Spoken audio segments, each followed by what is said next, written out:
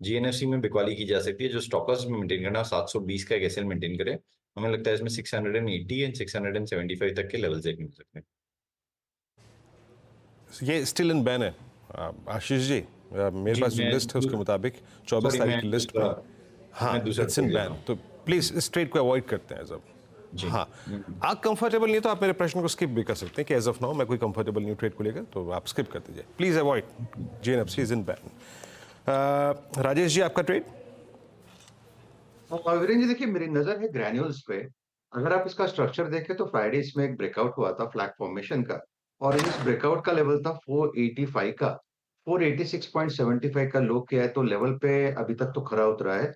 तो granules bye करेंगे with stop loss of 10 points, यानी 482 का हमारा स्टॉप लॉस होगा। 490 के आसपास का हमें हमारा बाय मिलेगा तो बेहतर होगा। सामने मुझे लगता है एक स्विंग ट्रेड मिलेगा करीबन 505 510 तक। Okay, I think Chandan add हुए हमारे साथ। चंदन, गुड मॉर्निंग। चंदन, थोड़ा टफ मॉर्निंग मार्केट के लिए क्या ट्रेड पिक करेंगे आप? जी देखिए, बाजार अगेन काफ़ी सेलेक्टिव रहेगा, काफ़ी स्टॉक स्पेसिफिक रहेगा, और निफ्टी है वो 23,200 से 23,650 के दायरे में कामकाज करते हुए नजर आना चाहिए। ट्रेड के लिहाज से मेरा फोकस यहाँ पे रहेगा हेवेल्स पे। हेवेल काफ़ी अच्छा प्राइस सेटअप यहाँ पे बना हुआ है। इनफैक्ट फ्राइडे के दिन को यहाँ पे लगभग 13-14 दिन का कंसोलिडेशन ब्रेकआउट हुआ था, और आज जो फ्राइडे का क्लोज था उसके ऊपर होल्ड करके और प्रीवियस डे के हाई को सस्टेनेबल बेसिस पे ये क्रॉस करने का प्रिपरेशन कर रहा है। ओवरऑल लॉन्ग का बिल्टअप यहाँ पे इंटेक्ट है, और इस पूरी सीरीज में आप देखोगे तो नीचे के लेवल से रिकवरी हुई है, वी वेव को सपोर्ट बना है, इसलिए शॉर्ट कवरिंग के ट्रिगर भी बनेंगे, क्योंकि अब ये एक्सपायरी का महीना है। सो इसके लिए हेवेल्स पे खरीदारी की सलाह रहेगी। सपोर्ट रहेगा लगभग 1880 के आसपास का, ऊपर में लगभग 1990 के टारगेट के लिए। ओके, अच्छा एक मैं थोड़ा रिक्वेस्ट करूंगा पैनल से, एक बार जरा बैन की लिस्ट देख लें, क्योंकि राजेश जी ग्रैन्यूल्स भी बैन में है। हाँ जी। तो थोड़ा सा या तो आप उसको कैश में कन्वर्ट करें या कोई और ट्रेड दें बेसिकली। आई थिंक फिर हम इसको कैश में कन्वर्ट करेंगे, वो एक बेहतर ट्रेड होगा, लेकिन कैश में करेंगे। फिर इट इज एट 493, तो इसका स्टॉप लॉस में थोड़ा चेंज करूंगा अनुज जी। हमारा जो नेक्स्ट स्टॉप लॉस होगा वो रहेगा 484 का। 484 के स्टॉप लॉस के साथ लॉन्ग करें, टारगेट रहेगा 510 का। ओके, तो ये ट्रेड जो है आप कैश की है, ध्यान रखिएगा क्योंकि फ्यूचर्स में बैन में है ये, इसके लिए। मानस आपका ट्रेड? अनुज जी, मेरा ट्रेड एमएनएम फाइनेंस है। एमएनएम फाइनेंस पे खरीदारी करने की राय रहेगी। एक ब्लैक पैटर्न बन रहा है, आई थिंक स्टॉक तैयार है एक फ्रेश ब्रेकआउट के लिए, तो यहाँ पर खरीदारी करेंगे। 303 रुपए के स्टॉप लॉस से आप खरीदारी कर सकते हैं। 322 रुपए के टारगेट होंगे, ये कैश लेवल्स मैंने बताए हैं एमएनएम फाइनेंस के लिए। अगर ऑप्शन में ट्रेड लेना चाहे तो अब नेक्स्ट मंथ के जुलाई मंथ के ऑप्शन में 320 वाले कॉल ऑप्शन में आप एक ट्रेड ले सकते हैं। 8 रुपए के आसपास ये ऑप्शन ट्रेड हो रहा है, इसमें आपको 5 रुपए का स्टॉप लॉस लगाना है और 15 रुपए के टारगेट सेट करते हैं।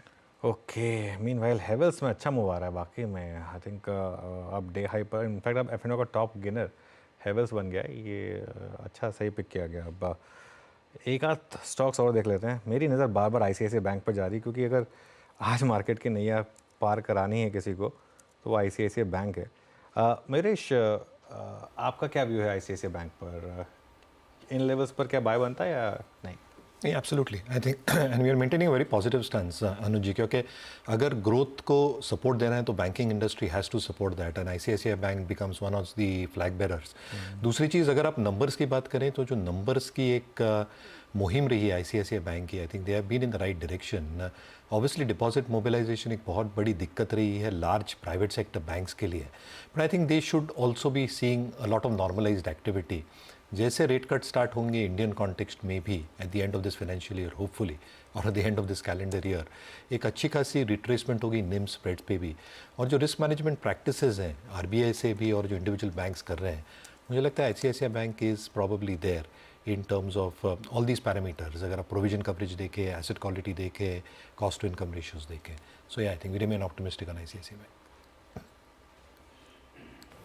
आईसीआईसीआई बैंक आपके स्क्रीन पे 1170-30 पे आके ट्रेड करता हुआ, आज स्पॉटलाइट में भी इसका उल्लेख किया गया था, करीब करीब ₹12.25 ऊपर। अनुज, एक बार आई थिंक अगर आप देखें जब एचडीएफसी बैंक चला तो एचडीएफसी बैंक चल रहा था, उसने आई थिंक अपना एक वो काम निफ्टी बैंक को 52,000 की ट्रैजेक्टरी तक पहुंचा दिया। बट वाकई एक कोर स्ट्रेंथ वाला जैसे स्टॉक कहते हैं ना, वो आईसीआईसीआई बैंक और एसबीआई रहे हैं। इस बार लीडिंग रोल में आईसीआईसीआई बैंक आता हुआ लग रहा है, डिलीवर करेगा भी है। मैं इसका ना एक बार आपको 1 महीने का चार्ट दिखाता हूँ, सिर्फ 1 महीने का चार्ट दिखाइए। वो मैं क्यों बता रहा हूँ, मैं क्यों आज एक और रीज़न इसको स्पॉटलाइट में लेने का क्यों था, क्योंकि हाँ ये देखिए, ये जो वो इलेक्शन डे वाला मूव आया था ना, आज इसने जाके उस कैंडल को नेगेट किया। आज अगर आप डेली की कैंडल्स देखेंगे, इसका एक बार 52 वीक हाई और लो वाला प्लेट दिखाइए जरा एक बार वो और देख लेते हैं। इस समय हम 1172.55 पर हैं और 1 महीने में करीब 3.5% का मूव आया है। 52 वीक हाई और लो प्लेट दिखाइए इसकी एक बार, 1173। और ये कब था? 3 जून को। सिग्निफिकेंस याद है आपको 3 जून की, वो जो हम एग्जिट पोल पर रिएक्ट कर रहे थे। आज इसने उस लेवल को क्रॉस किया। ये